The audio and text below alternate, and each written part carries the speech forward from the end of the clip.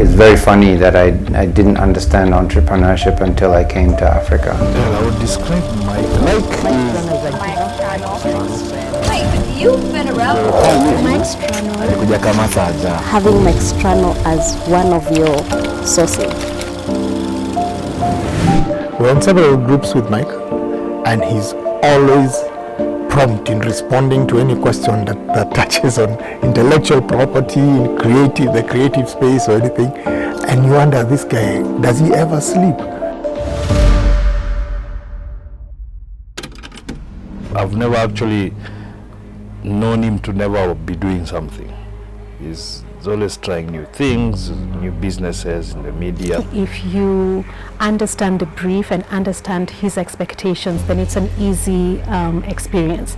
Now, if you do not know what you are going to achieve, if you do not meet his expectations, it can be quite challenging. He's tenacious. It means that when he gets something into his head, he'll definitely go through with it. For the last 2 years, he's been a sponsor for Women in Film Awards, and he's given his all. So like alipanda ndege akatoka Australia akakuja Kanairo, akapata na mnati mrasta from nowhere kutoka Shamahoho.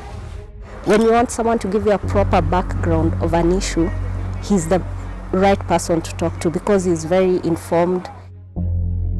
So you've seen with his magazine, you've seen with his events, basically how he conducts them. He's got a real sense of justice, and we love that about Mike, and we've been able to see that he's been able to take that to new heights in his time in Africa. He's very caring. Sometimes it's hard to see that through his exterior, but he's got a really great heart and a real love for people. We've traveled the world, we've been to South Africa together, we've done campaigns, we've done some campaigns for Coca-Cola, Safaricom, Airtel, we've done all the campaigns. That's at the beginning when Kenyans didn't even know what entertainment is.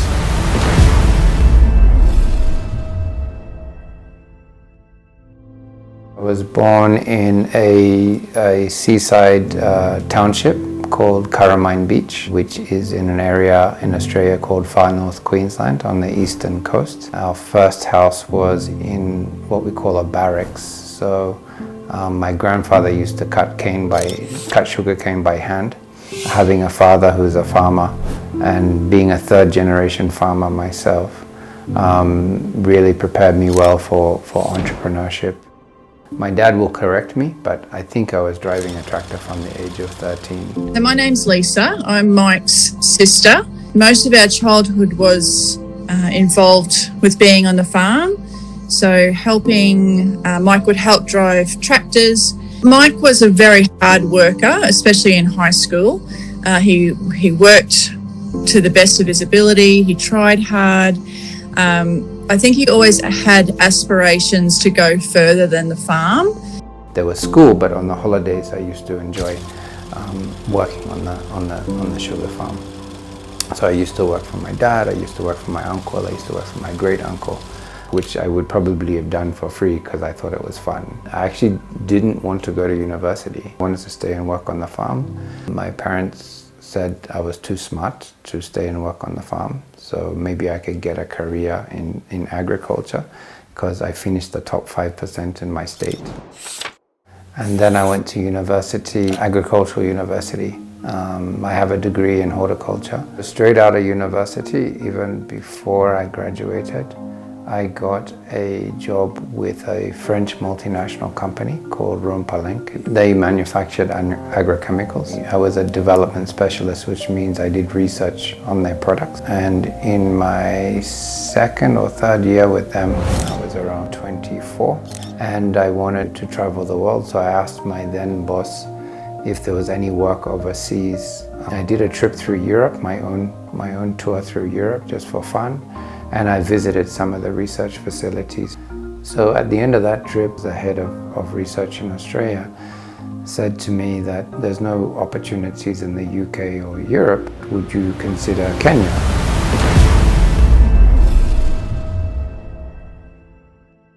I had no clue about Kenya, so I literally pulled out an atlas and looked at where it was. A physical atlas. I didn't even Google for it, and found found out where Kenya was. They flew me over for an interview in October 1997. They took me to the field to look at the sort of projects that were running. Then we went to the game park. Not long into the drive, I saw a pride of lion on a wildebeest kill, and you know, that's when I knew I needed to move. So I can't say I've seen that since in Nairobi National Park, but it was one of the reasons why I wanted to come. And Africa just has a certain charm about it. So I moved here in January 1998. Moving away from your culture is always a big challenge. Getting used to a new culture and understanding the new culture. I guess it was a challenge, but I can't say it wasn't. It was a challenge that was really difficult to handle. At least for technology,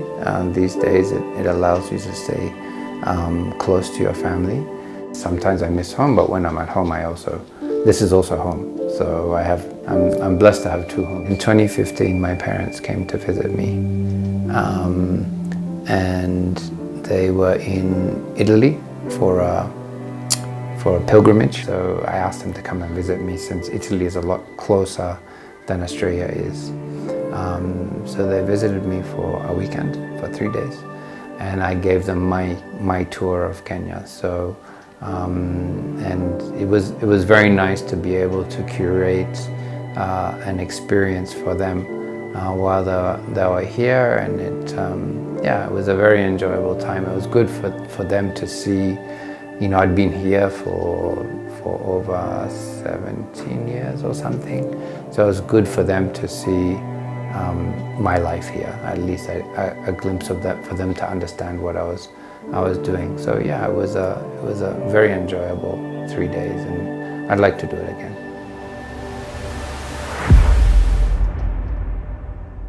In 1999, on my birthday, someone who I'd met, and we had just spent Christmas together, they invited me into their family. I went to the coast with them, we drove down, it was good fun. And so the following February, they said, look, we're starting a magazine. Would you like to invest? So I had more money than I knew what to do with, quite honestly. So I thought, yeah, I can invest in this. It sounded really cool. And we printed our first edition of FAD magazine. So they wanted to be the source magazine of Kenya and of Africa, and I thought that was really cool. I'd never run a business myself before, so I just believed them that they could do it, and I trusted them, and I gave a loan, actually. One loan led to another, led to another, led to another, and then all of a sudden it's like, guys, I've invested in this company now. It seems the loan's not going to be paid back, so, you know, I want in. For me, this was an investment. I didn't think I would be in it full time. But then I began to enjoy, and that was back in the music industry, when the new music industry of Kenya, when it was just starting out. That was now the time of Kalamashaka, into Darling P, Giddy and Maji. So it was an exciting time for the industry, and we were reporting on it, and then African music in general was exciting. So basically I got more involved, more hands-on. And then the partnership with them didn't work out because, you know, as much as they had the idea, they weren't able to keep up with the investment. You know, we were just all young kids at that point in time, you know, probably young and stupid. There was no business plan or have you. So then the partnership didn't work out. They handed over the company to me. And then from there, you know, not long after, we stopped printing the magazine because it was a lot of money. In those days, it was like $500,000 each print run, you know. And by then, we were already distributing in South Africa, distributing in Uganda and Tanzania. You know, we're probably the first, if not the only, Kenyan magazine to distribute in South Africa. Did we do well? Probably not as well as we wanted to. Was it a good magazine? I think so. You ever heard of Fat Magazine? That was Mike's first investment into entertainment, and I was the editor. I started as a reporter, and I grew all the way to editor, and then, you know, we built the company from scratch. Like it was, this is the time when there was no entertainment companies. We've managed many artists from Nyotandogo to Marcy Myra. We've traveled the world. We've been to South Africa together. We've done campaigns. We've done some campaigns for Coca-Cola, Safaricom, Airtel. We've done all the campaigns. That's at the beginning when Kenyans didn't even know what entertainment is. Basically, if you look at the magazines, how they now we have magazines, they all copied our model. We were the first Kenyan magazine, first East African magazine. So he's a legend.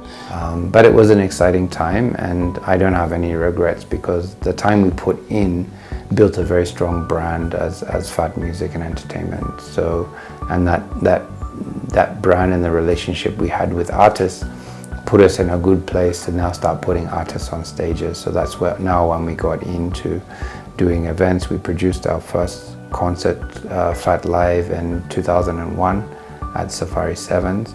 In 2014, Safaricom did a request for proposals to do content. Back then they wanted to do what Zuku is doing, provide content with the internet. That was the beginning of my journey to get into video on demand. We've since developed our own service, My Movies Africa, which launched in 2019.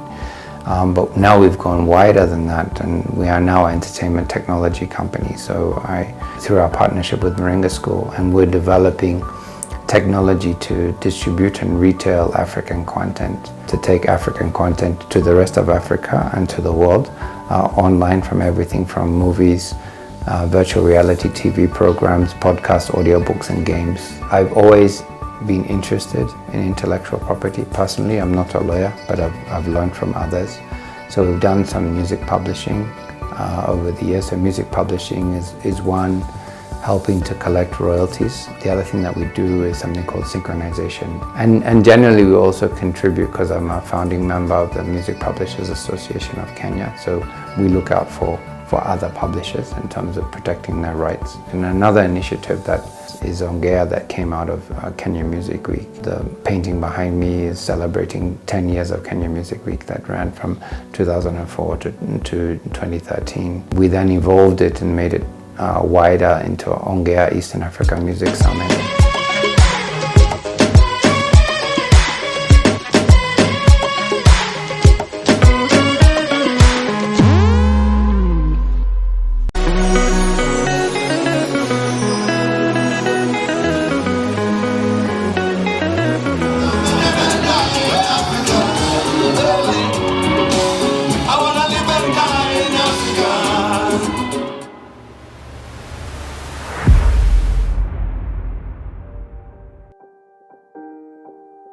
I've learned many things, but the fact that you realize that you are learning is probably the biggest lesson I have learned.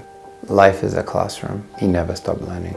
So, and you learn every day, and it's important to document that learning. Sometimes in work and sometimes in life, every day is the same. And unless you ask yourself, what did you learn today? Then you realize there are differences, and you're also realizing your progress as well. And it's also important to not just make mistakes, but learn from your mistakes. I think for now, I'm really into high performance. That's what I'm trying to achieve. I mean, I've succeeded to a certain extent in business. It's not where I want to be. And you can succeed very quickly, but it can be at a cost. It can be at a cost of your relationships. It can be a cost of your health. It can be a cost of your spirituality. You know, I think for me the biggest success is finally understanding my purpose, and my purpose is to transform the creative industry of Africa. I like to make things happen, but behind the scenes, you know. However, if I'm able to leave a legacy, and my legacy company is Yakwetu, so if I'm able to make impact as Yakwetu, I'll be happy, even if people don't associate me with Yakwetu. I will know what I did, you know. It's very exciting times for the creative industry in Africa, to start with.